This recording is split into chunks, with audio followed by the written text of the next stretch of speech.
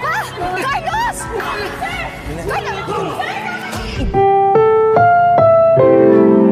Ang programang ito ay rated SPG. Striktong patnubay at gabay ng magulang ang kailangan. Maaaring may masiselang tema, lengguwahe, karahasan, sexual, horror o droga na hindi angkop sa mga bata.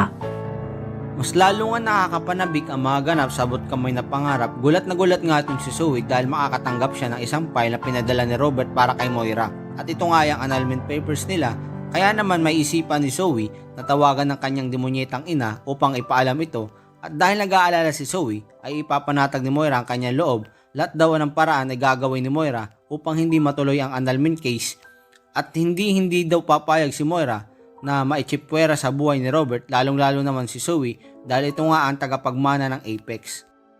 Samantala, nang malaman naman ni Dr. Ray na magpapail na ng annulment itong si Robert, ay papayuhan niya ang kanyang kaibigan na bakit hindi niya kausapin si Lynette at sabihin dito ang tunay niyang nararamdaman at kailangan na niya magbadali habang hindi pa nakakasal si Lynette dahil pag nakasal na sila ay siguradong mawawalan siya ng chance dito at si Carlos na nga ang magwawagi. At dito na nga napagtanto ni Robert na tama nga si Dr. Ray at kailangan na niyang mag-take ng risk, kaya naman aalamin agad ni Robert kung kasama ni Lynette si Carlos sa pamamagitan ng pagtawag kay Annalyn sa telepono. Isasagot naman ni Annalyn may emergency meeting si Doc Carlos, kaya naman sa kasalukuyan daw hindi kasama ng kanyang nanay si Doc Carlos. Kitang-kita naman sa mukha ni Robert na masaya siya dahil may isagawa nga niya ang kanyang balak at ipagdasal na lang daw ni Annalyn na maging successful ang kanyang gagawin.